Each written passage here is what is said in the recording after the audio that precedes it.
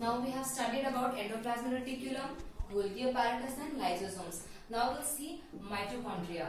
Now mitochondria is a rod-shaped structure which is present in the eukaryotic cells.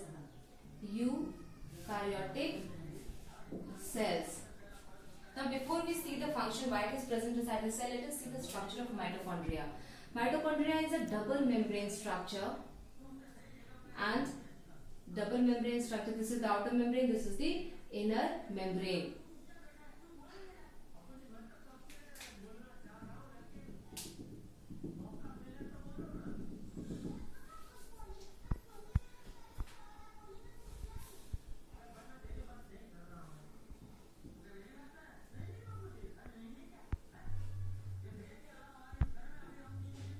Now this is the structure of mitochondria.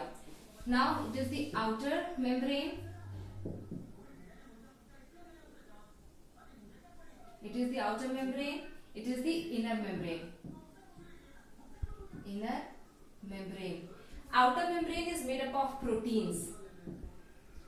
Outer membrane is made up of proteins and inner membrane has many folds which is known as the cristae. Now why this cristae is present? Because it helps in the absorption, because it helps to generate more amount of ATP. Cristae is present in folded like structure, finger like projection. Why? Because it provides or it generates space for the production of ATP. ATP is a form of energy. ATP is a form of energy. ATP stands for adenosine triphosphate. Adenosine triphosphate. So cristae. Now if we see, it's a chamber-like structure, compartment, various compartments. So each compartment is called as the cristae. So cristae, what is the why cristae is present like this? Because it helps in the generation of more amount of generation of ATP in the form of energy. So energy. Now next it has matrix present. Matrix is helpful in the which provides shape to the mitochondria. Then this is the DNA. This is the RNA. This is the ribosomes. Now, since mitochondria produces ATP, that is energy, it is known as the powerhouse of the cell. Powerhouse of the cell. It produces energy and it passes this energy to various organelles of the cell, and so that we get energy. So that is why it is called as the powerhouse of the cell. Now I have drawn the structure of DNA and ribosome here. We have seen that in none of the organelles DNA or RNA is present. Only in nucleus DNA, RNA, proteins, ribosomes proteins are present. So why mitochondria is having its own DNA and ribosomes? Why? Because it is considered that earlier that mitochondria was considered as prokaryotes. Prokaryotes means single cell. It was considered as single cell. But what happened? The prokaryotes, the eukaryotes fed in order to take its food. Prokaryotes feed on the eukaryotes as the parasites. They entered inside the eukaryotes as parasites to take its food. Now when it enters inside the eukaryotes, what happens? It established a mutual relationship between them with the eukaryote. That is, prokaryote is establishing a mutual relationship between the eukaryotes. So that is called symbiosis. And what happened? Now slowly the eukaryotes merged mitochondria inside the cell, and then that mitochondria is considered as a part of eukaryotic cell. But when it was included as the eukaryotic cell, inside the eukaryotic cell, what happened? Some DNA and ribosomes were still left inside the mitochondria, and those DNA and ribosomes are present inside this mitochondria. And ribosomes present inside the DNA, present inside the mitochondria, produces its own proteins, own enzymes, but it is not able to produce all the proteins proteins which is required by the other cell organelles, etc. So somewhat nucleus produces other kinds of proteins which are helpful for the other body functions. So mitochondria is having its own DNA and ribosomes for the process of production of proteins. So this is all about the mitochondria, which is present inside the cell, and it is the most important organelle because it is called as the powerhouse of the cell. Why? Because it produces energy in the form of ATP, and the unique feature of mitochondria is that it is double membrane, and the most important is that it contains DNA and ribosomes. So now next organelle.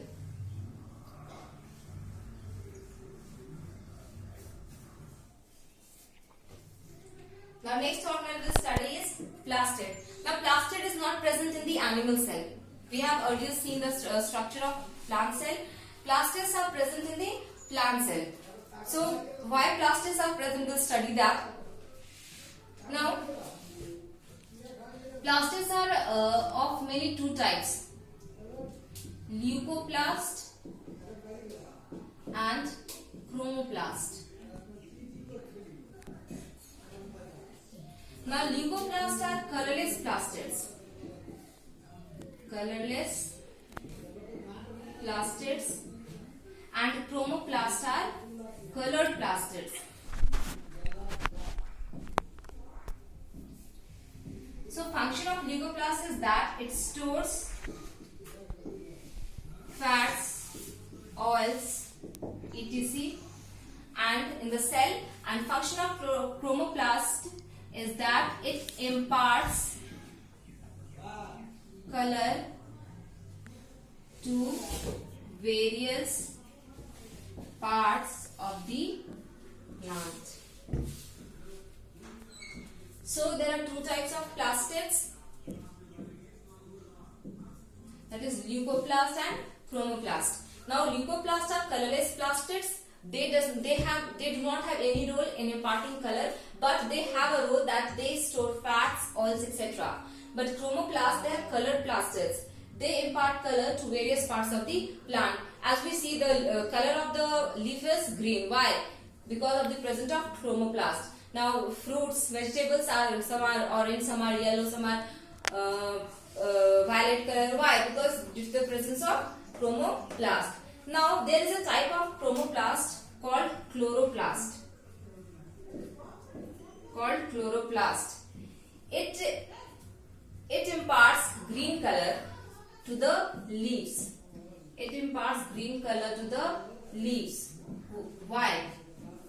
Because it consists of a green colored pigment called chlorophyll. So chloroplast is a type of chromoplast which imparts green color to the leaf. Why? Because chloroplast consists of a green pigment called chlorophyll, which is responsible for the green color of the leaf. Now what is the importance of chloroplast? Chloroplast is important because it imparts green color firstly. Secondly, the green color containing chlorophyll is helpful for the process of photosynthesis. So photosynthesis, why? Plants do photosynthesis, why? To prepare their own food. So it is also known as the kitchen of the cell, because in the chloroplast photosynthesis occurs and food is prepared for the plant. So this is also known as the kitchen of the cell. Now if we see the structure of chloroplast, it is also double membrane.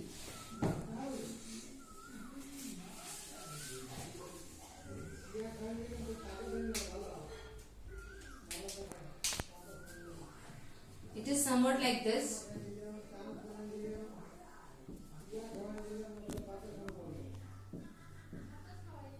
And the rest is the liquid part.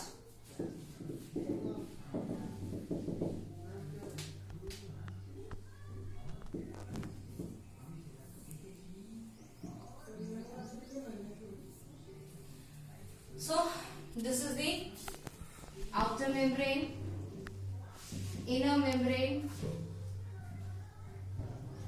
this is a single is known as the grana. Single means and plural is known as the grana. Grana and this whole is known as the grana. It contains chlorophyll. So where is chlorophyll present? Chlorophyll is present inside the grana. Contains chlorophyll. So if it is asked where chlorophyll is present inside the grana. And the liquid part is known as the stroma.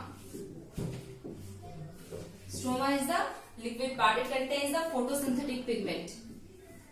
Photosynthetic pigment.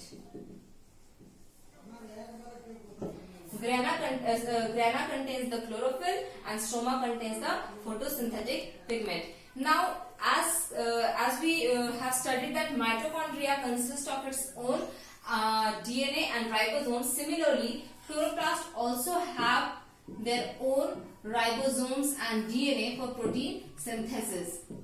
And what is the reason that they are having DNA and ribosome? It is similar, as I said about mitochondria, that earlier it was also a prokaryote, and to survive, it was having its own DNA, which was not present properly because it does not have any nuclear membrane. Slowly it started to invade inside the eukaryotes and became a part of the eukaryotic cell, and then it and from that time only it is consisting of DNA and ribosomes. So this is also the structure of chloroplast, which is a type of plastid, and the function of chloroplast is that it helps in the process of photosynthesis. It helps in the storage of food particles.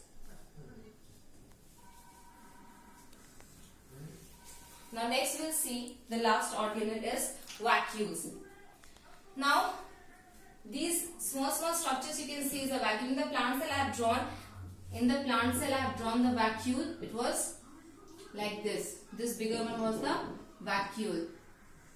So if we compare the vacuoles of both, plant cell consists of small vacuoles which are numerous, many in number, but animal cell consists of small vacuoles which are numerous, many in number, but plant cell consists of a single vacuole, or it may be one or two, but which is very big and which is present inside the which is present at the center, and all the other cell organelles are present towards the periphery. So if we compare the vacuole of plant and animal cell, we can say that animal cell is having small vacuoles which are present in number, and plant cell is having a single vacuole and a larger vacuole.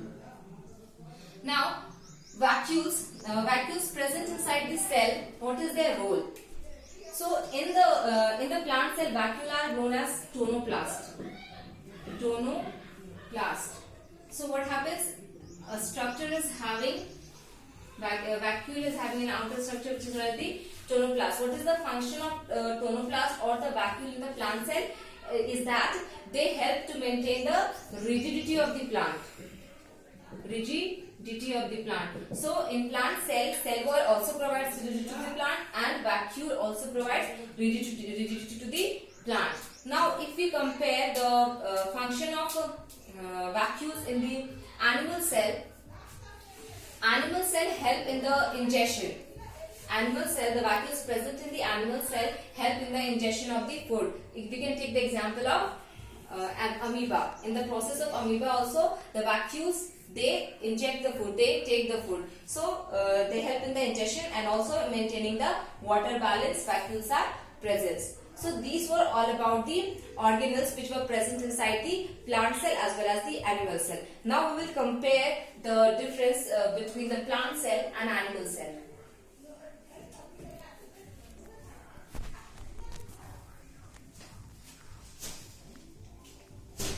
Plant cell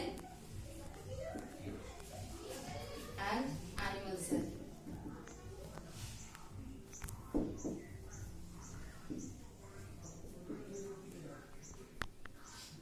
Plant cell and animal cell. Firstly, the structure of plant cell is larger in size and animal cell structure is smaller in size.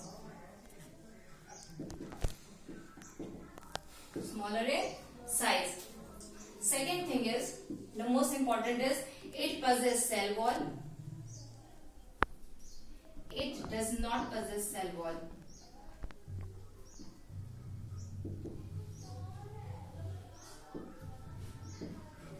It does not possess cell wall.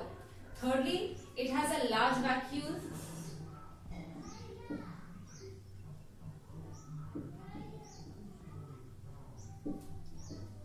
It has small vacuoles which are numerous in number. It has small vacuoles which are numerous in number.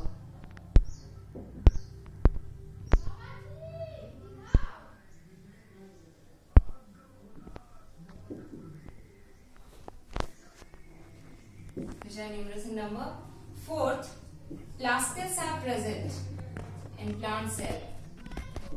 Plastids are present in plant cell. Why? Because they help in the process of photosynthesis. As plants, we all know that plants manufacture their own food. Plastids are present, and here plastids are absent.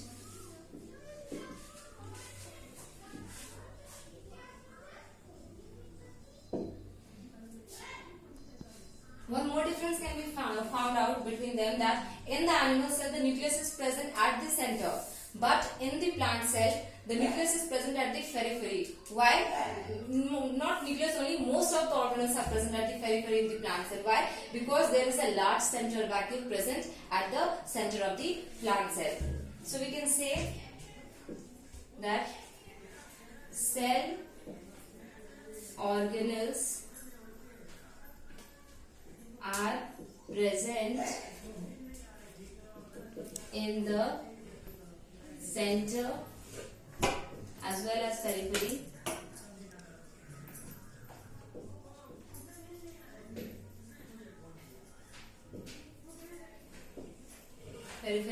And here, the cell organelles are present at the periphery. And here cell organelles are present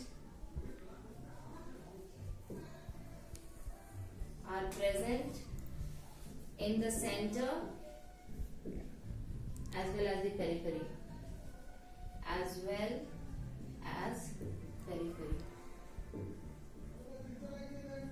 So these are the 5 differences. Larger plant cell is larger in size, animal cell is smaller in size. Plant cell possesses cell wall, animal cell does not possess cell wall. Plant cell has a large vacuole, animal cell has a small vacuole, and which are numerous in number. Plant cell possess plastids. Plastids are present in plant cells. Animal cells do not have plastids. And due to the presence of large vacuole in the center of the plant cell, the cell organelles are present at the periphery of the cell, and in animal cells, cell organelles are present at the center as well as the periphery. So this was all about the chapter Fundamental Unit of Life, that is